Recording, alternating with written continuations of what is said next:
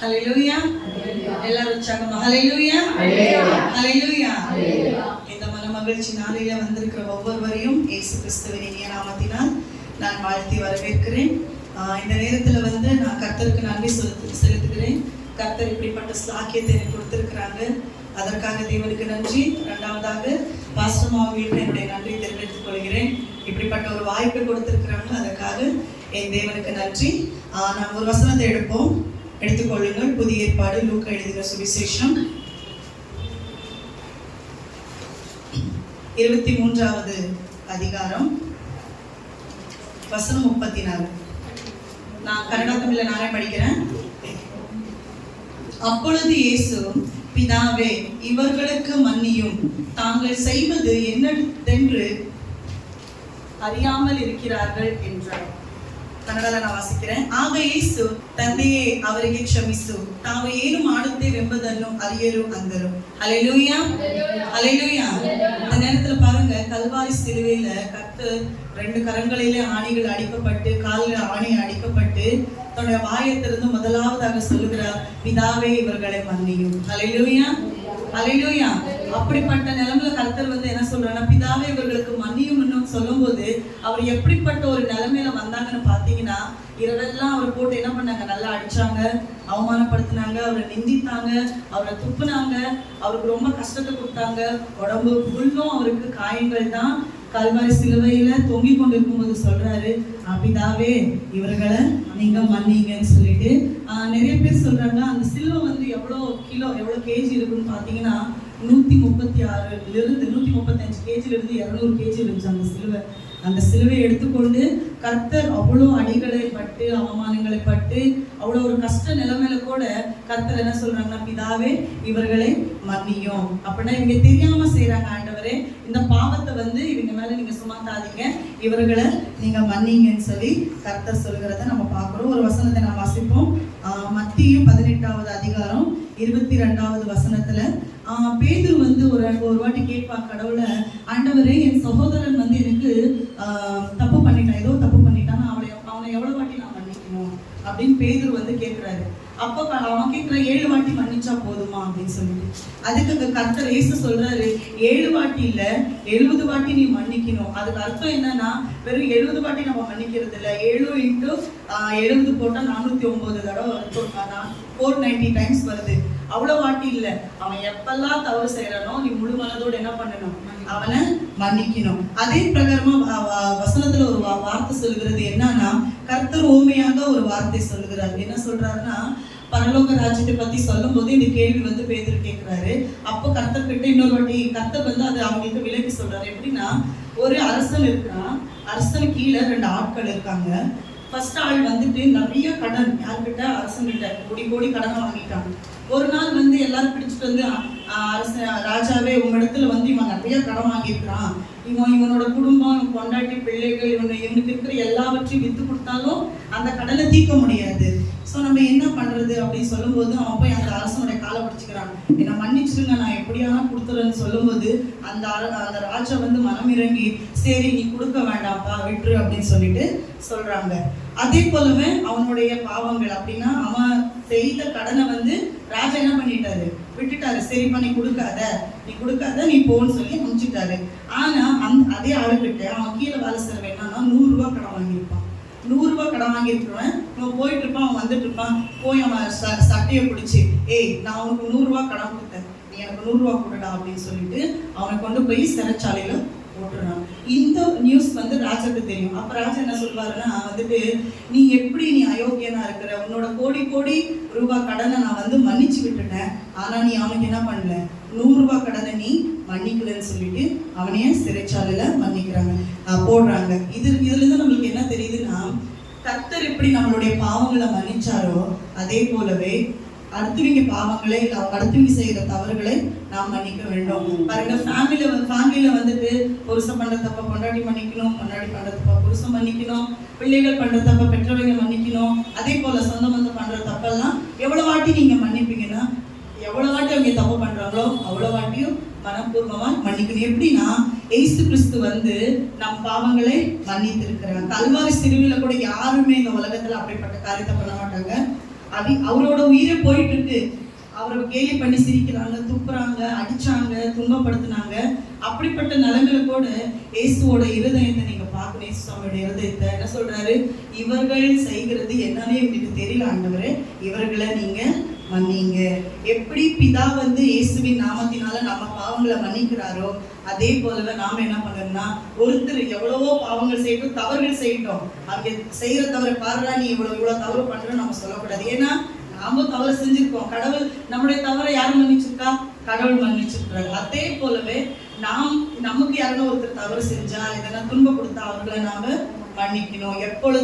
எப்பொழுதுமே மன்னிக்கிறவர்களா இருக்கணும். அத கல்வாரி சிலுவையில கர்த்தர் ஆணிகள் அடைத்து தலையில மூழ்கிட்டு சூட்டி இருக்கும் பொழுது அவருடைய உடம்புல இருந்து எல்லா ரத்தங்கள் அப்படியே வெளியே வரும்போது கூட கர்த்தர் இயேசு சொல்லுகிறார், பிதாவே இவர்களை மன்னியும், இவர்கள் என்ன செய்யறான்னு எங்களுக்கு தெரியல ஆண்டவரே, இவர்களை மன்னியும் என்று சொன்னார். அதே போலவே நாமும் அவ்வளவுதான். கர்த்தர் எப்படி நம்முடைய தவறுகளை பாவங்களை மன்னித்தாரோ, நாமும் பிறருடைய தவறுகளை பாவங்களை பாவங்களை மன்னிக்க முடியாத தவறுகளை மன்னிக்கிறவர்களா கர்த்தர் நம்மளை மாற்றணும் என்று சொல்லி நாம் ஜெபிக்கலாம். எல்லாரும் கண்களை மூடி ஜெபிப்போம். எங்களை நேசிக்கிற பரலோக பிதாவே, இசையா இந்த அருமையான நேரத்துக்காக நன்றி ராஜா. அப்பா, கல்வாரி சிலுவையிலே எங்களுக்காக ராஜா ரத்தத்தை ராஜா ஜீவனை கொடுக்கும் பொழுது எங்களுக்காக வாயை திறந்த ஒரு வார்த்தை சொல்லீர் ஆண்டவரே. முதலாவதாக பிதாவே இவர்களை மன்னியும்.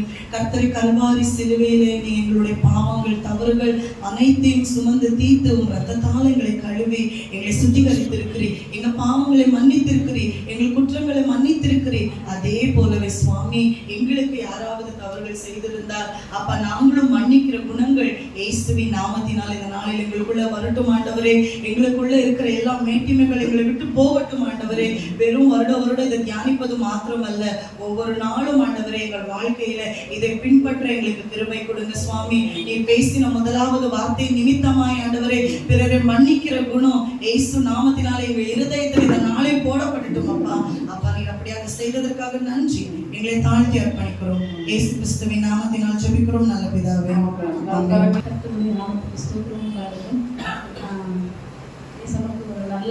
ரொம்ப நன்றி சொல்லணும். எப்படி பேசுறதுன்னு தெரியல, ஆனாலும் ஒரு தடவை நம்ம எல்லாரும் பேசுகிறோம். நம்ம டெய்லி பிரசங்கம் பண்ணுறதுக்கு பயம் இல்லை, வருஷத்துக்கு ஒரு நாள் பண்ணுறதுக்கு தான் அதிரடிக்குது. ஒரு நல்ல ஒரு ஸ்டாகத்துக்கு கொடி நன்றி சொல்லுகிறேன். ஆனாலும் ஏசப்பா ரொம்ப நல்லவர். நம்ம இடைத்தன சுவிசேஷம் 23 39 43 நம்ம கண் சரியாக தெரிய மாட்டேங்குது, அதை சின்னಪಡಿ. ತೂಗು ಹಾಕಿದ್ದ ಆ ದುಷ್ಕರ್ಮಿಗಳಲ್ಲಿ ಒಬ್ಬನು ಆತನನ್ನು ದೂಷಿಸಿ, ನೀನು ಬರಬೇಕಾದ ಕ್ರಿಸ್ತನಲ್ಲವೇ, ನಿನ್ನನ್ನು ರಕ್ಷಿಸಿಕೋ, ನಮ್ಮನ್ನು ರಕ್ಷಿಸು ಎಂದು ಹೇಳಿದ್ದಕ್ಕೆ ಎರಡನೆಯವನು ಅವನನ್ನು ಗದರಿಸಿ, ನೀನು ಇದೇ ದಂಡನೆಯಲ್ಲಿರುವಾಗಲೂ ದೇವರಿಗೆ ಹೆದರುವುದಿಲ್ಲವೋ?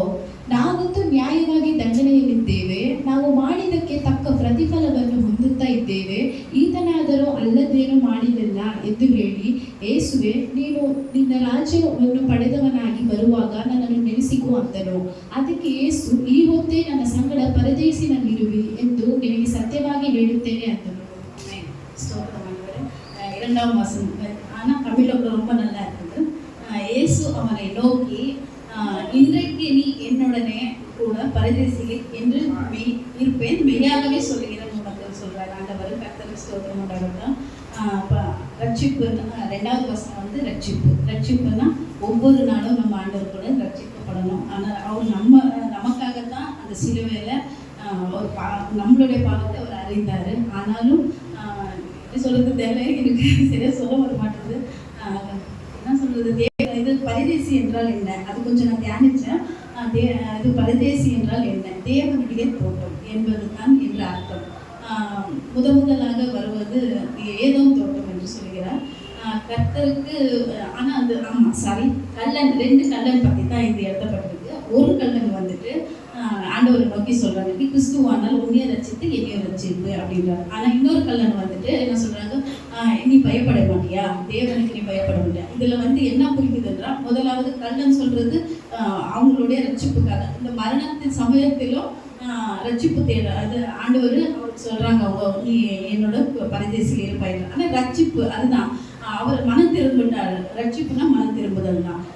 பட் ஆனால் அவர் வந்துட்டு அந்த நேரத்துல அவரை பார்த்து அவர் சொல்லும் போது என்ன ஆகுது, இவருக்கு மனம் திரும்பினார், பாவத்தை அறிக்கையிட்டார். மறுபடியும் அவருக்கு தெரிஞ்சு போச்சு இவர் தேவன் தான், இவருடைய ராஜ்யத்தில் வரும்போது என்னையும் இனத்தருளுங்கன்ட்டு வேதவசனம் சொல்லுது.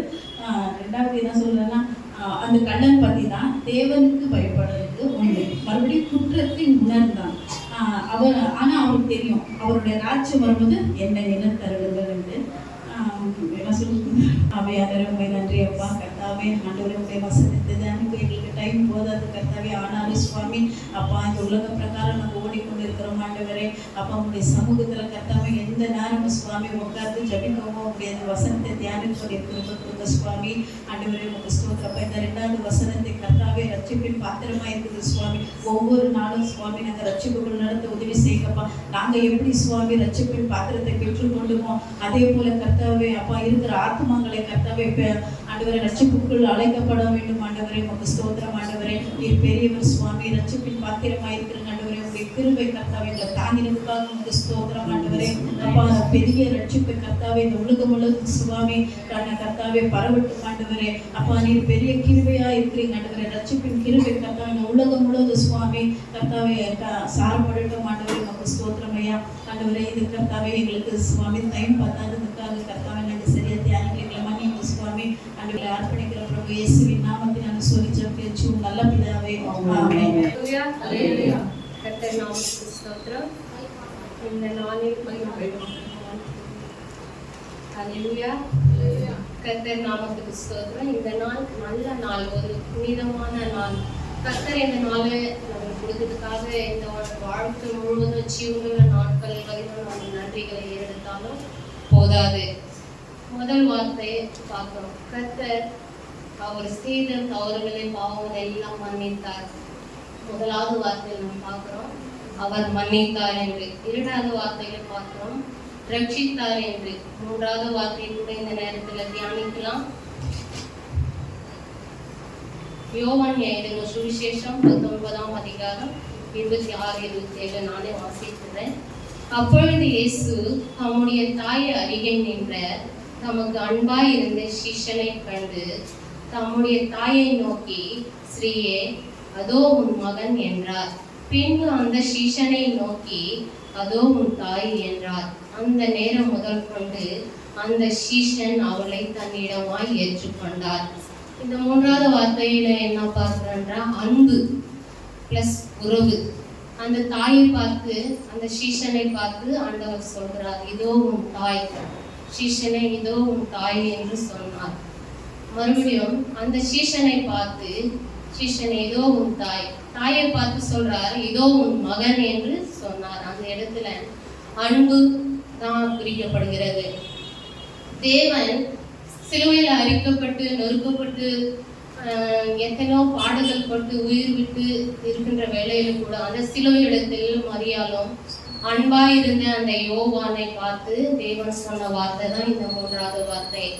தாயினுடைய உள்ளத்தை அறிந்த தேவன் தான் அந்த வார்த்தை, தாய்க்காக ஏதாவது செய்யணும், அவன் தாயுடைய உள்ளம் எப்படி பாதிக்கப்பட்டு இருக்குன்னு தேவனுக்கு தெரியும். அந்த சூழ்நிலை அந்த நேரத்துல தான் அந்த தாய் உள்ளத்தை அறிந்து, தாயே இதோ உன் மகன் என்று சொன்னார். அதுபோலதான் நம்ம மற்றவங்க மேல கூட அன்பு வைக்கணும் என்று நான் சொல்கிறேன். அது மட்டும் இல்லாதபடிக்கு யோவான் 15:9, பிதா என்னில் அன்பு கூறுவது போல நான் உங்களில் அன்பு கூறுகிறேன் என்று என்னுடைய அன்பிலே நிலைத்திருங்கள் என்று சொல்லியிருக்கிறார். தேவன் சொல்லியிருக்கிறார். அன்புக்கு மேற்பட்டான கற்பனை எதுவுமே இல்லை. நம்ம உலகத்துல நமக்கு விரோதமா இருக்கலாம், நம்மளை தூஷித்தவங்களா இருக்கலாம், நம்மளை கேலி பரிகாசம் செய்தவங்களா இருக்கலாம். அவங்க மேல நம்ம அன்பு காட்டணும். அன்புதான் பிரதான கற்பனை என்று வேதத்துல சொல்லியிருக்கிறது.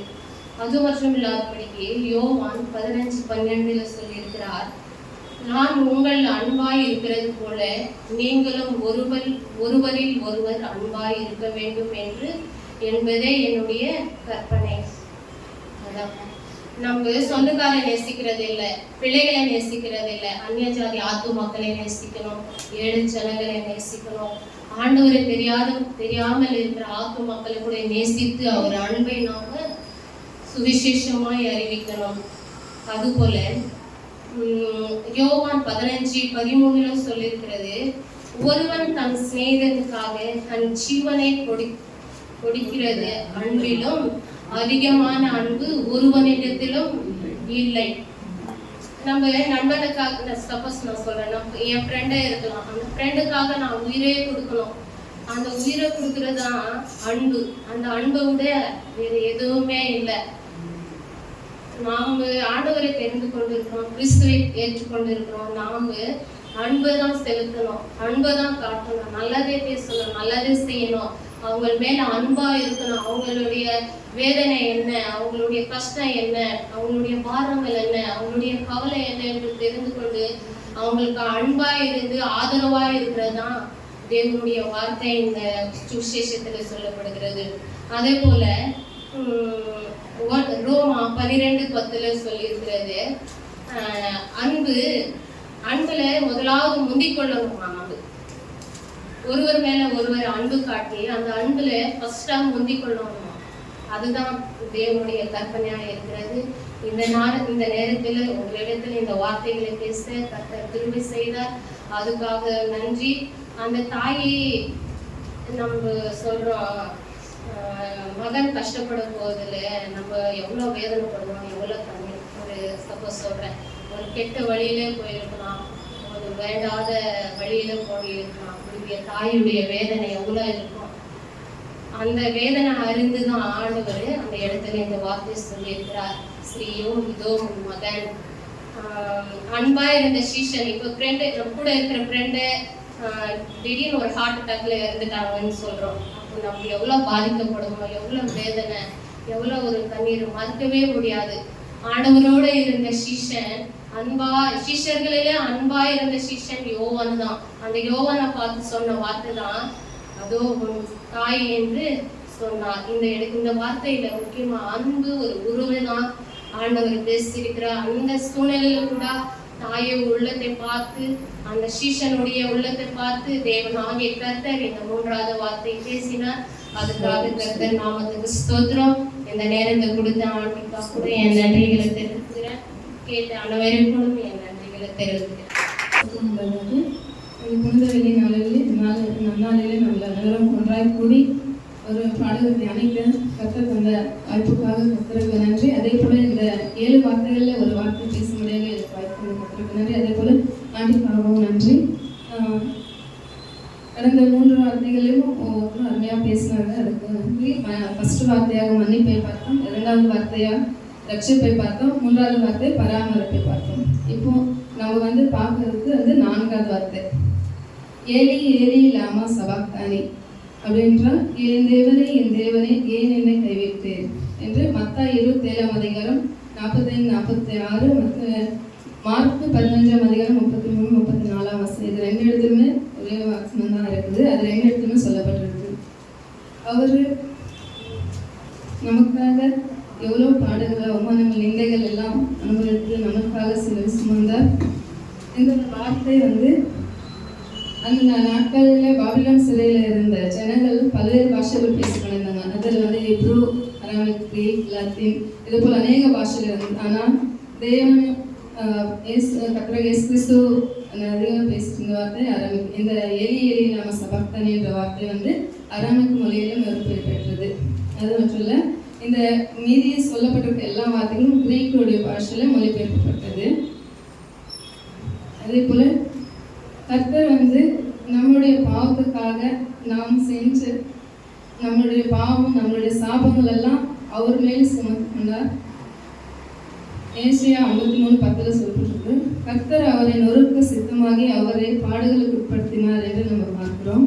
அதே போல ஏசாயா 51:9 அவர் நம்மளுடைய அக்கிரமங்களுக்காக அவர் சிலுவை சுமந்தார். ஏசாயா 59:2 பார்த்தீங்கன்னா, உங்கள் அக்கிரமங்களை உங்களுக்கு தேவனுக்கு மறைவாய் பிரிவினை உண்டாக்குகிறது, உங்கள் பாவங்கள் அவர் உங்களுக்கு செவிக்கூடாதபடிக்கு அவருடைய முகத்தை உங்களுக்கு மறைக்கிறது என்று பார்க்கிறோம். நம்முடைய பாவம் தான் நம்மளுக்கு கர்த்தருக்கு ஒரு பிரிவினை, ஒரு தடையா இருக்கிறது. அந்த பாவங்களை நீக்க கர்த்தர் ஒரு மனித ரூபம் எடுத்து அவர் மனிதனாய் வந்து சிலுவை சுமந்து நமக்காக பலியாய் அந்த பாவ சாபம் எல்லாம் நீக்கினார். இதுக்காக கர்த்தருக்கு நன்றி. அவர் வந்து பாவம் அறியாதவராக இருந்தார். 2 கொரிந்தியர் 5:21 சொல்லப்படுது. பாவம் அறியாதவர் அவர் நமக்காக பாவமானார். நம்முடைய பாவங்கள் சாபங்கள் அவர் மேல் சுமத்தப்படினால் பிதாவுடைய பிரசன்னம் அவர் முகத்தை பார்த்து கொண்டு யோவான் 10:30 சொல்லிருக்கிறது, நானும் பிதாவும் ஒன்றாக இருக்கிறோம் என்று. அதுபோல எல்லா இடத்துலையுமே அவர் எதுக்காகவும் அவரை துன்பப்படுத்தினாங்க, அடிச்சாங்க, எவ்வளோ அவமானத்துக்கு அந்த டைம்ல சீஷர்கள் கூட இருந்தவங்கெல்லாம் விட்டு அவர் தூரம் போனாலும் அவர் எதுக்காகவும் கலங்கல பயப்படவும் இல்லை. ஆனால் இந்த இது மட்டும் ஏன்னா அவர் மேல ஒரு இருள் வந்து சொன்னது. அந்த மத்தாயி 27:45 சொல்லப்பட்டிருக்குது, 6ஆம் மணி நேரம் முதல் 9ஆம் மணி நேரம் வரைக்கும் பூமி எங்கும் அந்தகாரம் ஒன்றாயிடுச்சு அப்படின்னு. அந்த நம்மளுடைய பாவம் அந்தகாரம் வந்து அவர் மேலே சுமத்தப்பட்டனால அந்தகாரம் முழுவதும் இருந்ததுனால பிதாவுடைய முகத்தையும் அவர் பிரசனத்தையும் பிதா வந்து ஏசப்பா பார்க்காம இதனாயிட்டாரு. அதனால அவர் கவலையோட வேதனையோட பிதாவே ஏன் எனக்கு கைவிடப்பட்டு கர்த்தா என் தேவனை ஏன் என்னை கைவிட்டீர் என்று அந்த இடத்துல மட்டும்தான் அவர் அதனால தான் மிகுந்த வியாகுலத்தோடு அந்த வார்த்தை சொல்லி அவர் இருந்தார். கர்த்தருக்கு ஸ்தோத்திரம். இந்த வார்த்தைகளை ஆசீர்வதிப்பாராக. சிறிதாக சொல்லியிருக்கோம். கர்த்தாவே அப்பா அந்த வேலைக்காக நன்றி. உங்களுடைய வார்த்தையை தியானித்தனை தந்த பாக்கியத்துக்காக உங்களுக்கு நன்றி சுவாமி. தகப்பனே அப்பா ஸ்தோத்திரம். எங்க பாவத்து நிமித்தம் ஆண்டவரே நீ சிறுவையில் பலியான கர்த்தாவே இந்த வேலையிலும் ஆண்டவரே அப்பா ஸ்தோத்திராஜா அந்நாட்கள்ல ஆண்டவர் பிதா ஆண்டவரே அப்பா ஸ்தோத்திராஜா அப்பா பிதாவுடைய பிரசனம் மறைத்து நின்று நீர் ஆண்டவரே அந்த வார்த்தை வியாகுலத்தோடு சொன்னீர் கர்த்தாவே தகப்பனே அப்பா ஸ்தோத்திரம். எல்லா சூழ்நிலைகளோடு இருக்கிற தேவன் ஆண்டவரே தகப்பனே எங்க பாவம் கர்த்தாவே உமக்கு மறைவா இருக்காதபடிக்கு உங்களுடைய பிரசனம் ஒரு சமூகம் இப்பொழுது எங்களோடு இருக்கட்டும் கர்த்தாவே. இதோ சுவாமி அந்த ஒவ்வொருத்தரோடும் இந்த அப்பா ஸ்தோத்திரம் பிரசனம் இருக்கட்டும் ஆண்டவரே. இந்த வார்த்தைகளை கேட்டு ஒவ்வொருத்தரும் ஆசீர்வாதம் நடத்துறாங்க. எல்லா விஷயங்களும் தாத்தமாக பேசி ஜெபிக்கிறோம் பிதாவே. ஆமென். தாகமா இருக்கிறேன். யோவான் 19:28. அதன் பின்பு எல்லாம் முடிந்தது என்று இயேசு அறிந்து வேத வாக்கியம் நிறைவேறத்தக்கதாக தாகமாய் இருக்கிறேன் என்றார். காடி நிறைந்த பாத்திரம் அங்கே வைக்கப்பட்டிருந்தது. அவர்கள் கடல் காளானை காடையிலே தோய்த்து ஈசோப்பு தண்டையிலே மாட்டி அவர் வாங்கி நடத்தி நிறுத்தி கொடுத்தார்கள். இயேசு காடியை வாங்கிய பின்பு யாருக்கு தாகம் வரும்? தாகமாய் இருக்கிறேன் என்று இயேசு சொல்லுகிறார். யாருக்கு தாகம் வரும்? ரத்தம் சிந்துகிறவர்களுக்கு மாத்திரம் தாகம் வரும். ரோட்ல ஒரு ஆக்சிடென்ட் ஆகுறப்போ அங்க முதல்ல கேட்கறது அவங்க தண்ணி தான் கேட்கறாங்க. தாகமா இருக்கிறது உங்களுக்கு முதல் தண்ணி கொடுங்கன்னு தான் சொல்றாங்க. இயேசு சிலுவையிலே தொங்கும் பொழுது 2 விதமாக தொங்குகிறார். தேவகுமாரனாகவும் தொங்குகிறார், மனுஷகுமாரனாகவும் தொங்குகிறார். மனுஷனுக்கு இருக்கிற எல்லா விதமும் அவருக்கு இருந்தது. நம்மளுக்கு பசி எடுத்தது போல அவருக்கு பசி எடுத்தது. நம்மளுக்கு தாகம் எடுக்கும் பொழுது அவருக்கும் தாகம் எடுத்தது. அந்த சமாரியா பெண்ணை நோக்கி தாகத்திற்கு தா என்று கேட்கிறார். நாம் கண்ணீர் வடித்தது போல அவரும் கண்ணீர் வடித்தார். நாம் நித்திரை செய்யும் பொழுது அவரும் படவில் பின்னாலே நித்திரை செய்தார். இது மனுஷனுடைய சுபாவம். தேவனுடைய குமாரன் தெய்வீக தாகம் என்னவென்றால் அற்புதங்களை அடையாளங்களை செய்தார், அதிசயங்களை செய்தார், பேய்களை ஓட்டினார், செங்கடலை 2ஆக பிளந்தார், காற்றுக்கும் கடலுக்கும் அதிகாரத்துடன் கட்டளையிட்டார். அற்புதங்கள் அதிசயங்கள் நடந்தது. இது தெய்வீக தாகம். இந்த தாகத்தோடே தான் போய் இயேசு அந்த சமாரியா பெண்ணிடம் போய் தாகமாயிருக்கிறேன் என்கிறார். யூதர்கள் எல்லோரும் சமாரியாவை ஒதுக்கினார்கள். இயேசு சமாரியாவை நேசித்தார். தன் மட்டத்திலே கீழே இறங்கி வந்து இயேசு அந்த சமாரியா பெண்ணிடம் போய் உலகத்திலே இந்த சமுதாயத்திலே புறக்கணிக்கப்பட்ட அந்த சமாரியா பெண் இந்த உலகத்திலே முகத்தை காட்ட முடியாமல் ஒளிந்து வாழ்ந்து கொண்டிருந்த அந்த சமாரியா பெண்ணை தேடி இயேசு போகிறார். அவருக்குள் இருந்த தாகம், இந்த சமாரியர்கள் ரட்சிக்கப்பட வேண்டும் என்ற தாகம், ஒளிந்து வாழ்ந்து கொண்டு இருந்த அந்த சகையுவை தேடி என் தேவன் இயேசு போகிறார்.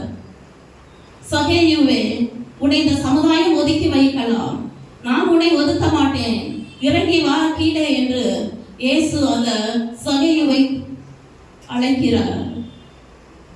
அந்த சகையுவை தேடி ஒளிந்து வாழ்ந்து கொண்டிருந்த சகையுவை தேடி அழைத்த தேவன், உன்னுடைய ஊழியம் எப்படி இருக்கிறது? நீ உன்னுடைய சுவிசேஷம் எப்படி இருக்கிறது? நம்ம எப்படி சுவிசேஷம் சொல்லுகிறோம்? நம்மளுடைய மத்தியிலே நம்மளை போல இருக்கின்ற பிள்ளைகளை அழைத்து தானே நாம் சுவிசேஷம் சொல்லுகிறோம். தேவன் அதை விரும்பவில்லை. மாறாக நம்மளை விட கீழே இறங்கி தரமட்டத்திலே இருக்கிற அந்த சமாரியா பெண்ணை போலவும் ஒளிந்து வாழ்ந்து கொண்டிருக்கிற அந்த சகையுவை போலவும் இருக்கிற பிள்ளைகளுக்கு போய் என் சுவிசேஷத்தை சொல்லு என்று சொல்லுகிறார். அந்த தாகத்தோடு இயேசு வருகிறார். அநேக அற்புதங்கள் தாகத்தோடு வந்து கொண்டிருக்கிறார். அந்த சமாரியா பெண்ணிடம் கேட்கிறார். தாகத்தோடு இருந்து அந்த மகனிடம் சொல்லுகிறார், நான் யார் என்று உனக்கு தெரிந்திருந்தால் இதோ நீ இந்த நீ ஜீவ தண்ணீரை நீ எனக்கு கொடுப்பேன். நான் யார் என்று உனக்கு தெரியாது, உனக்கு நான் தெரிந்திருந்த அந்த ஜீவ தண்ணீரை நீ எனக்கு கொடு என்று நீ கேட்டிருப்பாய். அப்படியே ஆண்டவரே, நீ அது யார் என்று நீ அந்த ஜீவ தண்ணீரை நீ எனக்கு கொடு, நான் கிணற்றுக்கு வர வேண்டிய அவசியம் இல்லையே என்று சொல்லுகிறார். உன் ஜீவ தண்ணீரை நான் உனக்கு கொடுக்க வேண்டுமானால் உன் புருஷனை நீ அழைத்துக் கொண்டு வா. நீ பாவி என்று உணர வேண்டும். நீ பாவி செய்த பாவத்தை நீ உணர்ந்து மனமாறி நீ வந்தால் அந்த ஜீவ தண்ணீரை நான் உனக்கு தருவேன் என்று சொல்லுகிறாங்க. அந்த ஸ்திரீ எல்லோரும் நம்மளை போல மத்தியிலே வந்து சுவிசேஷமோ ஒரு எல்லோரும் பேர் மத்தியிலே வந்து அவர்கள் நிற்க முடியாத ஒரு ஸ்திரீ, ஒரு பாவியான ஸ்திரீ. வேதம் சொல்லுகிறது அவள் ஒரு விபச்சாரி என்று சொல்லுகிறது. அப்படிப்பட்ட மகள் வந்து ஒரு எல்லோரும் முன்பாகவும் வந்து நிற்க முடியாது. ஆனால் எப்பொழுது வருகிறாள்? 6ஆம் மணி வேளையிலே வருகிறாளாம். மதியானம் 12 மணி அளவிலே வருகிறாளாம் கிணற்றுக்கு தண்ணி எடுக்க. இயேசு அந்த நேரம் பார்த்து போகிறாள் அந்த மகளை சந்திக்க. அந்த மகள் மேல் இருக்கிற ஒரு தாகம், இந்த மகள் ரட்சிக்கப்பட வேண்டுமே, இந்த சமாரியர் ரட்சிக்கப்பட வேண்டுமே என்ற அந்த மகள் மேல் இருக்கிற ஒரு தாகம். அந்த சகையுவை பார்த்து இயேசு சொல்லுகிறார், சகையுவே இறங்கி வா. சகையை ஒளிந்து கொண்டு இயேசு எப்படிப்பட்டவரா என்று வாஞ்சையோடு காத்து கொண்டு இருந்தான். அவரை பார்க்க முடியாதா, ஒரு தடவையாவது நாம் பார்க்க மாட்டோமா என்று வாஞ்சையோடு காத்து கொண்டிருந்த அந்த சகையுவே நீ இறங்கி வா, இன்று நான் வீட்டிற்கு வந்து தங்க வேண்டும் என்று சொல்லுகிறார். அவன் உடனே அவன் புறப்பட்டு அவன் செய்த பாவங்களை எல்லாம் அவன் உணரப்பட்டவனாய் இயேசுவிடம், இயேசுவே, இவனை யாரிடமாவது உனக்கு அநியாயமாய் நான் வாங்கி இருந்தால் நான் அத்தனையாய் திருப்பி கொடுக்கிறேன் என்று சொல்லி மனம் உடைக்கப்பட்டவனாய் திரும்பி வருகிறான். நம்முடைய அப்படிப்பட்ட ஒரு ஊழியத்தை இயேசு எதிர்பார்க்கிறார். இந்த ஊழியம் எல்லாரும் நாங்களும் செய்யலாம், நீங்களும் செய்யலாம், எல்லாரும் செய்யலாம். இப்படிப்பட்ட ஊழியங்கள் இயேசு எதிர்பார்க்கிற தாகம் இதல்ல. இந்த காலம் மறைந்து உலகத்தில் சமுதாயத்தின் முகத்தை கொடுக்க முடியாமல் மறைந்து வாழ்ந்து கொண்டிருக்கிற இந்த சமாரியா பெண்ணை போய் தேடி நீ சுவிசேஷம் சொல்லு. இந்த ஒளிந்து வாழ்ந்து கொண்டிருக்கிற இந்த சகையுவிடம் போய் உடைய சுவிசேஷத்தை சொல்லு என்று இயேசு உண்மையில் தாகமாய் இருக்கிறார். அந்த அந்திரையாவுக்கு இயேசு ஒரு ஊழியத்தை கூட கொடுக்கவில்லை. அந்திரையாவே போய் ஒரு அவனுடைய தம்பியிடம் சொல்லுகிறார், பேதுருவே, மெசியாவை கண்டோம் என்று சொல்லிவிட்டு அந்த பேதுருவை கூட்டிக் கொண்டு இயேசுவிடம் போய் சொல்லுகிறார். இயேசுவிடம் போய் கொண்டு போய் நிறுத்துகிறார் பேதுருவை. அந்த பேதுரு பார்த்து என்ன சொல்லுகிறார்? சீமோனே, இன்று முதல் நீ கேவா என்று சொல்லுகிறார். அந்த பேதுரு ஒரு அவனுடைய வசனத்தின் அவனுடைய போதகத்தினாலே 3000 பேர்கள் ரட்சிக்கப்பட்டார்கள் என்று வேதத்திலே பார்க்கிறோம். மறுபடி போய் சுவிசேஷம் சொல்லுகிற 5-6 பேர்கள் ரட்சிக்கப்பட்டார்கள் என்று வேதத்திலே பார்க்கிறோம். அந்த ஒரு பேதுரு அந்த ஒரு மனிதனை இயேசுவிடம் கொண்டு வந்தார். அந்த ஒரு மனிதனை இயேசுவிடம் கொண்டு வருவோம். 5 அப்பங்களும் 2 மீன்களும் 5000 பேருக்கு பங்கு கொடுக்க வேண்டும். பிலிப்பு சொல்லிவிட்டான், இருப்பதோ 5 அப்பங்களும் 2 மீன்களும், 200 ரூபாய்க்கு அப்பம் வாங்கினாலும் போதாதே என்று பிலிப்பு சொல்லுகிறார். மறுபடியும் அந்திரையா என்ன செய்கிறார்? ஒரு சிறு பையனை கூட்டிக் கொண்டு வந்து இயேசுவிடம் நிறுத்தினார். இயேசுவே, இந்த மகனிடம், இந்த சிறு பையனிடம் 5 அப்பங்களும் 2 மீன்களும் இருக்கிறது, இது போதுமா? மனிதனுடைய பார்வையிலே இது போதாது, கர்த்தருடைய பார்வையிலே அது போதும். ஆகாய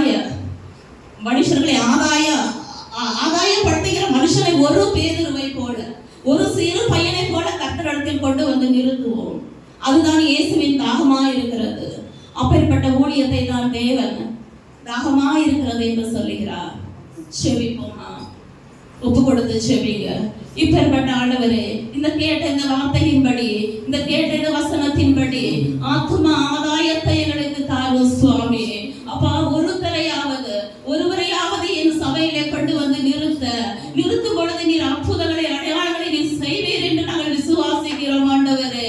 இப்படிப்பட்ட சமாரியார்கள், இப்படிப்பட்ட ஆண்டவரே, இப்படிப்பட்ட சமாரியார்கள் இன்னும் எங்கள் தேசத்தில் ஒளிந்து கொண்டிருக்கிறார்களே. இப்படிப்பட்ட பிள்ளைகள் ஒளிந்து கொண்டிருக்கின்றார்கள் ஆண்டவரே. இவர்களிடம் உடைய சுவிசேஷத்தை நாங்கள் அறிவிக்க, இப்படிப்பட்ட பிள்ளைகளிடம் உடைய சத்தியத்தை அறிவிக்க எங்களை நாங்கள் ஆயத்தமாய் இருக்கிறோம் சுவாமி. எங்களை நாங்கள் ஒப்பு கொடுக்கிறோம். நீர் எங்களை எடுத்து பயன்படுத்தும் இயேசுவின் நாமத்தினாலே ಆಮೆನ್. ನನ್ರಿ ಹೇಳುವಂಥವಳಾಗಿದ್ದೀನಿ. ಅದು ಮಾತ್ರವಲ್ಲ, ನಮ್ಮ ಆಂಟಿಗೂ ನನ್ರಿ ಹೇಳುವಂಥವಳಾಗಿದ್ದೀನಿ. ಈ ಒಂದು ಸಮಯದಲ್ಲೂ 6ನೇ ವಾಕ್ಯ, ಯೋಹಾನ 9:3 ವಾಕ್ಯ ತೀರಿತು ಅನ್ನೋ ವಾಕ್ಯ. ದೇವರೇನು ಮಾಡಿದ್ರು, ಕಲ್ವಾರಿ ಶಿಲ್ಬೆಯಲ್ಲಿ ತೀರಿತು ಅಂತ ಮಾತಾಡಿದ್ರು. ದಾಹ ಅಂದಮೇಲೆ ತೀರಿತು ಅಂತ ಹೇಳ್ಬೇಕಾದ್ರೆ ಅದು ಒಂದು ಜಯೋತ್ಸವದ ಒಂದು ಮಾತಾಗಿತ್ತು. ಏನು ಅಂತಂದರೆ, ಅವರು ಭೂಮಿಗೆ ಯಾಕೆ ಬಂದರು, ಏನಕ್ಕಾಗಿ ಬಂದರು ಅಂತಂದ್ಬಿಟ್ಟು ಅವರು ಒಂದು ದಾಹದಿಂದ 33 ವರ್ಷ ಇಲ್ಲಿ ಜೀವಿಸಿ ಅವರು ಒಂದು ಪಿತಾವಿನ ಚಿತ್ತವನ್ನು ನೆರವೇರಿಸೋದಕ್ಕೆ ಬಂದಿದ್ರು. ಅದನ್ನು ತೀರಿಸೋದಕ್ಕೆ ಜಯೋತ್ಸವ ಆಯಿತು ಅನ್ನೋ ಒಂದು ಮಾತಿಗೆ ತೀರಿತು ಅಂತ ಹೇಳಿದರು. ಅದೇ ರೀತಿ ಆದಿಕಾಂಡ 3:15 ವಾಕ್ಯ ಓದ್ತೀನಿ ನಾನೇ. ನಿನಗೂ ಈ ಸ್ತ್ರೀಗೂ ನಿನ್ನ ಸಂತಾನಕ್ಕೂ ಈ ಸ್ತ್ರೀಯ ಸಂತಾನಕ್ಕೂ ಹಗೆತನವಿರುವ ಹಾಗೆ ಮಾಡುವೆನು. ಈಕೆಯ ಸಂತಾನವು ನಿನ್ನ ತಲೆಯನ್ನು ಜಜ್ಜುವುದು, ನೀನು ಅದರ ಇಮ್ಮಡಿಯನ್ನು ಕಚ್ಚುವಿ ಎಂದು ಹೇಳಿದರು. ದೇವರು ಆದಿಕಾಂಡದಲ್ಲಿ ಅವ್ವ ಮತ್ತು ಹವ್ವಾಳು ಮಾಡಿದಂಥ ಪಾಪಕ್ಕೆ, ಆದಾಮ್ ಮತ್ತು ಹವ್ವಾಳು ಮಾಡಿದಂಥ ಪಾಪಕ್ಕೆ ದೇವರೇನು ಮಾಡಿದ್ರು, ಆ ಒಂದು ದಿನದಲ್ಲಿ 3:15 ವಾಕ್ಯ ಆದಿಕಾಂಡದಲ್ಲಿ ಈ ಮಾತನ್ನು ಹೇಳಿದ್ರು. ಅದೇ ರೀತಿ ಗಲಾತ್ಯದವರಿಗೆ ಬರೆದ ಪತ್ರಿಕೆ 4:4 ಆದರೆ ಕಾಲವು ಪರಿಪೂರ್ಣವಾದಾಗ ದೇವರು ತನ್ನ ಮಗನನ್ನು ಕಳುಹಿಸಿಕೊಟ್ಟನು, ಧರ್ಮಶಾಸ್ತ್ರಾಧೀನರಾದವರನ್ನು ವಿಮೋಚಿಸಬೇಕೆಂತಲೂ ಪುತ್ರರ ಪದವಿಯನ್ನು ನಮಗೆ ದೊರಕಿಸಬೇಕೆಂತಲೂ ಆತನು ಸ್ತ್ರೀಯಲ್ಲಿ ಹುಟ್ಟಿದವನಾಗಿಯೂ ಧರ್ಮಶಾಸ್ತ್ರಾಧೀನನಾಗಿಯೂ ಬಂದನು. ಅಲ್ಲೇಲೂಯಾ. ಧರ್ಮಶಾಸ್ತ್ರ ಅವರು ಈ ಭೂಲೋಕದ ಪ್ರಕಾರ ವಾಸಿಸೋದಕ್ಕಾಗಲಿ, ಪೆರ್ಮೆಗಾಗಲಿ, ಆಡಂಬರಕ್ಕಾಗಲಿ ಬರಲಿಲ್ಲ. ಅವರು ದೇವಕುಮಾರನಾದ್ರೂ ಒಂದು ಬಡ ಕುಟುಂಬದಲ್ಲಿ ಒಂದು ಹಸುಗಳು ಕಟ್ಟಾಕುವಂಥ ಒಂದು ಗೊದ್ದಲಿಯಲ್ಲಿ ಅವರು ಹುಟ್ಟಿ ಸಾಮಾನ್ಯ ಮನುಷ್ಯನಾಗಿ ನಮ್ಮಂತೆ ಬಂದು ಮಾಂಸಧಾರಿಗಳಾಗಿ ಅವರು ಜೀವಿಸುವಂಥವರಾಗಿದ್ರು. ಅದು ಮಾತ್ರವಲ್ಲ, ಯೋಹಾನ 17:4 4-5 ನೋಡಬೇಕಾದ್ರೆ, ಮಾಡಬೇಕೆಂದು ನೀನು ನನಗೆ ಕೊಟ್ಟ ಕೆಲಸವನ್ನು ನಾನು ನೆರವೇರಿಸಿ ನಿನ್ನನ್ನು ಭೂಲೋಕದಲ್ಲಿ ಮಹಿಮೆ ಪಡಿಸಿದೆನು. ಈಗ ತಂದೆಯೇ, ನೀನು ನಿನ್ನ ಬಳಿಯಲ್ಲಿ ನನ್ನನ್ನು ಮಹಿಮೆ ಪಡಿಸು. ದೇವರಲ್ಲಿ ಅವರು ಹೇಳ್ತಾರೆ, ಮಾಡಬೇಕಾದದನ್ನು ನಿನಗೆ ಮಾಡಿದ್ದೀನಿ, ನನ್ನನ್ನು ಮಹಿಮೆ ಪಡಿಸು ಅಂತ ದೇವರಲ್ಲಿ ಅವರು 6ನೇ ವಾಕ್ಯದಲ್ಲಿ ತೀರಿತು, ನಿನ್ನ ಒಂದು ಚಿತ್ತ ನಾನು ಈ ಭೂಲೋಕದಲ್ಲಿ ಬಂದು ನೆರವೇರಿಸಿದ್ದೀನಿ ಅಂತಾನು ಹೇಳ್ತಾರೆ. ಅದೇ ರೀತಿ ಇಬ್ರಿಯರ್ 2:14 ವಾಕ್ಯ, ತನ್ನ ಮರಣದಿಂದಲೇ ಮರಣಾಧಿಕಾರಿಯನ್ನು ಅಂದರೆ ಸೈತಾನನನ್ನು ಅಡಗಿಸಿ ಬಿಡುವುದಕ್ಕೂ ಮರಣ ಭಯದ ದೆಸೆಯಿಂದ ತಮ್ಮ ಜೀವಮಾನದಲ್ಲೆಲ್ಲ ದಾಸತ್ವದೊಳಗಿಂದ ಬಿಡಿಸುವುದಕ್ಕೂ ನಮಗೆ ಆದಾಮ ಹವ್ವಳು ಮಾಡಿದಂಥ ಪಾಪಕ್ಕಾಗಿ ಮರಣ ಏನಾಯಿತು, ಮನುಷ್ಯನಿಗೆ ಆವರಿಸ್ಕೊಂಡು ಆ ಒಂದು ಆವರಿಸ್ಕೊಂಡಂಥ ಮರಣ ನನ್ನ ಮಕ್ಕಳಿಂದ ಬಿಡಿಸ್ಬೇಕು ಅಂತ ಅಂದ್ಬಿಟ್ಟು ದೇವರೇನು ಮಾಡಿದ್ರು, ಮರಣಾಧಿಕಾರಿಯನ್ನ ಸೋಲಿಸೋದಕ್ಕೆ ಈ ಭೂಮಿ ಮೇಲೆ ಬಂದರು. ಅದೇ ರೀತಿ ಯೋಹಾನ 13:31 ಈ ಮನುಷ್ಯ ಕುಮಾರನು ಮಹಿಮೆ ಪಟ್ಟಿದ್ದಾನೆ ಮತ್ತು ದೇವರು ಆತನಲ್ಲಿ ಮಹಿಮೆ ಪಟ್ಟಿದ್ದಾನೆ. ದೇವರು ಆತನಲ್ಲಿ ಮಹಿಮೆ ಪಟ್ಟಿರಲಾಗಿ ತನ್ನಲ್ಲಿ ದೇವರು ಆತನನ್ನು ಮಹಿಮೆ ಪಡಿಸುವನು, ಕೂಡಲೇ ಮಹಿಮೆ ಪಡಿಸುವನು. ಯಾವಾಗ ತೀರ್ತು ಅಂತ ಹೇಳಿದ್ರು ದೇವರ ಬಳಿಯಲ್ಲಿ ಅದು ಏನಾಯ್ತು, ಮಹಿಮೆ ಪಡಿಸುವನು, ಕೂಡಲೇ ಮಹಿಮೆ ಪಡಿಸುವನು. ಅದಕ್ಕೆ ನಿಧಾನ ಇಲ್ಲ. ಆ ತೀರಿತು ಅನ್ನೋ ತಕ್ಷಣ ಆ ದೇವರಲ್ಲಿ ಮಹಿಮೆ ಪಡಿಸುವಂತದ್ದಾಗಿದೆ. ಅದೇ ರೀತಿ ಯೋಹಾನ 16 ಆದರೆ ಈಗ ನಾನು ನನ್ನನ್ನು ಕಳುಹಿಸಿ ಕೊಟ್ಟಾತನ ಬಳಿಗೆ ಹೋಗುತ್ತೇನೆ. ಆ ಮಹಿಮೆ ಪಡಿಸಿದ ತಕ್ಷಣ ಅವ್ರೇನ್ ಮಾಡ್ತಾರೆ, ಈ ಒಂದು ಭೂಲೋಕವನ್ನ ಬಿಟ್ಟು ಶಿಲುಬೆಯಿಂದ ಅವರ ಆತ್ಮ ಏನಾಯ್ತು, ದೇವರ ಪರಲೋಕಕ್ಕೆ ಹೋಗುವಂಥದ್ದಾಗಿದೆ. ಅದೇ ರೀತಿ ಯೋಹಾನ 17:4 ಮಾಡಬೇಕೆಂದು ನೀನು ನನಗೆ ಕೊಟ್ಟ ಕೆಲಸವನ್ನು ನಾನು ನೆರವೇರಿಸಿ ನಿನ್ನನ್ನು ಭೂಲೋಕದಲ್ಲಿ ಮಹಿಮೆ ಪಡಿಸಿದೆನು. ಈಗ ತಂದೆಯೇ, ನೀನು ನಿನ್ನ ಬಳಿಯಲ್ಲಿ ನನ್ನನ್ನು ಮಹಿಮೆ ಪಡಿಸು. ಲೋಕ ಉಂಟಾಗುವುದಕ್ಕಿಂತ ಮುಂಚೆ ನಿನ್ನ ಬಳಿಯಲ್ಲಿ ನನಗಿದ್ದ ಮಹಿಮೆಯಿಂದಲೇ ನನ್ನನ್ನು ಮಹಿಮೆ ಪಡಿಸು. ಅಲ್ಲೇಲೂಯಾ. ಈ ಒಂದು ರೀತಿ ದೇವರೇನ್ ಮಾಡಿದ್ರು, ಯೇಸು ಕ್ರಿಸ್ತು ಪಿತಾನ ಬೇಡ್ತಾ ಇದ್ರು, ಪ್ರಾರ್ಥನೆ ಮಾಡ್ತಾ ಇದ್ರು, ತೀರಿತು ಅನ್ನೋದಕ್ಕೆ. ಅದೇ ರೀತಿ ಇನ್ನೊಂದು ವಾಕ್ಯ ಹೇಳ್ತೀನಿ.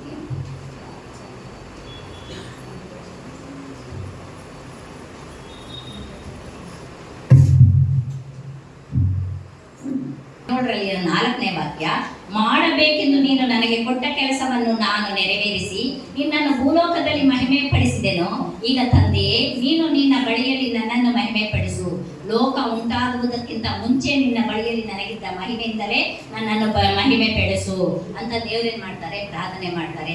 ಅದೇ ರೀತಿ 7:8 ಯೋಹಾನ 12 7:8 ನೀನು ನನಗೆ ಕೊಟ್ಟಿದ್ದೆಲ್ಲ ನಿನ್ನಿಂದಲೇ ಬಂದದೆ ಎಂದು ಈಗ ಇವರು ತಿಳಿದುಕೊಂಡಿದ್ದಾರೆ. ಹೇಗೆಂದರೆ ನೀನು ನನಗೆ ಕೊಟ್ಟ ಮಾತುಗಳನ್ನು ನಾನು ಇವರಿಗೆ ಕೊಟ್ಟಿದ್ದೇನೆ.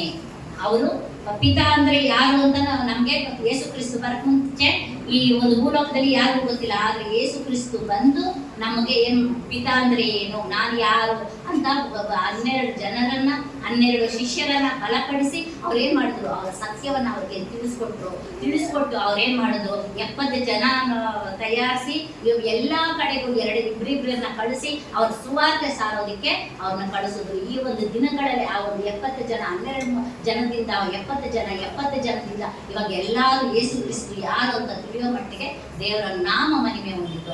ಅದಕ್ಕಾಗಿ ದೇವರು ಇದಕ್ಕಾಗಿ ಬಂದ್ರು, ದೇವರು ನಾಮ ಮಹಿಮೆ ಹೊಂದೋದಕ್ಕೆ ಬಂದ್ರು. ಅದನ್ನ ಮಹಿಮೆ ಪಡಿಸಿದ್ದೀನಿ ಅಂತ ದೇವ್ರೇನ್ ಮಾಡಿದ್ರು, ತೀರಿತು ಅಂತ ಹೇಳಿದ್ರು. ಸ್ತೋತ್ರ ರಾಜ ಸ್ವಾಮಿ, ಈ ಒಂದು ಸಮಯದಲ್ಲಿ ವಾಕ್ಯಗಳನ್ನು ಕೊಟ್ಟು ಮಾತಾಡೋದಕ್ಕೆ ಬಲಪಡಿಸಿದಂತ ಕೃಪೆಗಾಗಿ ನೆನ್ಸಿ ಸ್ವಾಮಿ 5 ವಾಕ್ಯಗಳನ್ನು ನಮ್ಮ ರಾಜ ಹೇಳಿದಂತ ಆತ್ಮಗಳನ್ನು ಕೂಡ ನೀವು ಬಲಪಡಿಸಿ ನಡೆಸಿದಂತ ಕೃಪೆಗಾಗಿ ನೆನ್ರಿ, ನನ್ನನ್ನು ಬಲಪಡಿಸಿದಂತ ಕೃಪೆಗಾಗಿ ನೆನ್ರಿ ಅಪ್ಪ. ಇನ್ನೂ ಒಂದು ಆತ್ಮ ಅಪ್ಪ ಬಂದು ಇಲ್ಲಿ ಮಾತಾಡ್ಬೇಕಾದ್ರೆ ತಡಮಾರತನಗಳು ಇಲ್ಲದಂತೆ ಸ್ವಾಮಿ ಬಲಪಡಿಸು. ಈ ಒಂದು ವಾಕ್ಯಗಳನ್ನು ಕೇಳಿದಂತ ಒಂದೊಂದು ಆತ್ಮಗಳ ಮನಕಣ್ಣಗಳು ತೆರೆಯಲ್ಪಡಲಿ, ಆಶೀರ್ವದಿಸಲಿ, ಬಲಪಡಿಸಿ. ಎಲ್ಲವನ್ನು ತಂದೆ ಮಗನ ಪವಿತ್ರನ லாஸ்ட் வார்த்தை பேசுகிறார். கர்த்தர் நாம் சோதரம் கொடுத்த புலிகரமாக சோதரம். ஒவ்வொரு வார்த்தைக்காக பேச வைத்த ஒவ்வொருத்தருக்காகவும் நன்றி. அவங்களுக்கு கொடுத்த தாளாந்துக்காக கர்த்தர் நாம் சோதரம். அது மட்டும் இல்லை, இப்போது எனக்கு கொடுத்துருக்கிற லூக்கா அதிகாரம் 23:46 இயேசு, பிதாவே, உம்முடைய கைகள் என் ஆவியை ஒப்பு கொடுக்கிறேன் என்று மகா சத்தமாய் கூப்பிட்டு சொன்னார். இப்படி சொல்லி ஜீவனை விட்டார். சோதரம் கடைசி வார்த்தை. நம்மளுக்காக ஒவ்வொரு வார்த்தையும் கேட்குறீங்க சொன்னது. அதே மாதிரி கடைசியில் கூட அவர் ஒவ்வொரு நம்ம சரீரத்துக்காக எப்படி நம்ம பாவங்களுக்காக அவர் சிலுவையில் ரத்தங்கள் சிந்தினாரு, காய்கள் பட்டாரு. அப்போ கூட அவர் ஒரு பந்து பேசுகிற குணத்தை தான் அவர் பார்க்குறோம். அது வசனங்கள்லாம் இருக்குது. அப்புறமா திருப்பி அவர் 45 கூட பாருங்க, 100க்கு அதிபதி சம்பவித்ததை கண்டு மெய்யாகவே இந்த மனுஷன் நீ பராதா இருந்தான் என்று சொல்லி தேவனை மகிமைப்படுத்தினார். ஹல்லேலூயா. இந்த வார்த்தையினால அவர் அந்த மாதிரிலாம் பாடுகள் அனுபவிச்சு அந்த மாதிரிலாம் சொன்ன பிறகு அவங்க உலகத்துக்கு பிரகாரம் எல்லாரும் அவரு வணங்குமதி செய்தார். கர்த்தர் நாம் சோதனம். அவரு படித்தவருக்கு எவ்வளோ பாருங்க இருக்கும். நம்மளுக்கு எதுனா நம்ம பிள்ளைங்களை எதுனா ஒரு காயப்பட்டுட்டாலோ, ஐயோ இப்படி ஆயிடுச்சு, எப்படி துடிச்சு போகிறோம். ஆனாலும் அவர் சிருஷ்டித்த யெகோவா தேவன் எவ்வளோ பெரியவர் பாரு, நம்மளுக்காக அர்ப்பணித்தார் ஒரு பிள்ளை ஏசப்பாவை. கர்த்தர் நாம சோதனம். அதுபோல நம்ம பிள்ளைங்களாகட்டும் அடுத்தவங்களாகட்டும் இந்த மாதிரி நம்ம ஏசப்பா மாதிரியே அவங்களுக்கோசரம் எதிர்த்து நிற்கக்கூடாது. பிள்ளைங்களை யாருன்னா அடிச்சிட்டாலும் பேசினாலும் நம்ம இந்த மாதிரி கோவப்படக்கூடாது. கர்த்தர் நாம சோதனம். யோவான் 19:19 கூட பாருங்க. பிலாத்து ஒரு மேல் வீட்டிலிருந்தை எழுதி சிலுவையின் மேல் போடுவித்தான். அதில் நசரனாகிய இயேசு யூதாவுடைய ராஜா என்று எழுதியிருக்கிறது. ஸ்தோத்திரம். யூதாவுடைய ராஜா எழுதியிருக்கிறது. இப்படியெல்லாம் ஒவ்வொரு பேசிக்கிட்டே போனோம்னா நிறைய 1ஆம் அதிகாரத்தில் கூட இருக்கு பாருங்க. ஸ்தோத்திரம். கர்த்தர் நாம ஸ்தோத்திரம் உண்டாதாக. அப்போ இந்த பிலாத்து இயேசுவை பிடித்து வாரினால் அப்படி அடித்தான். ஹல்லேலூயா. இப்படிலாம் அடிச்சாங்க, எப்படிலாம் சொல்றாங்கன்ட்டு இதுல அதிகாரம் மூலியமா நிறைய இருக்குது. கர்த்தர் நாம ஸ்தோத்திரம் சொல்லிக்கிட்டு போனா நமக்கு கொடுத்த டைம் போதாது. கர்த்தர் நாம ஸ்தோத்திரம் உண்டாதாக. ஒவ்வொரு வார்த்தைகள் பிரகாரம் சொன்ன ஒவ்வொருத்தர்களுக்காக நன்றி அப்பா. ஸ்தோத்திரம் தான். லாஸ்ட் வார்த்தை சொல்ல உதவி செய்தரே நன்றி அப்பா. எங்களுக்கு இந்த கிருபை செய்தரே நன்றி நன்றி அப்பா. சோதரிக்கிறோம் ரச்சா அப்பா. ஒவ்வொரு இன்னாருக்கு வார்த்தை போட்டதுக்காக நன்றி அப்பா. Thank you Jesus ரஜனே. சோதரங்கத்தாவே சிறு விண்ணப்பத்தை கேட்டு நீ பதில் கொடுக்க போற கிருபைகளுக்காக நன்றி. இன்னும் பயன்படுத்துங்க, தகுதிப்படுத்துங்க. இயேசு நாமம் கேட்கிற நல்ல பிதாவே.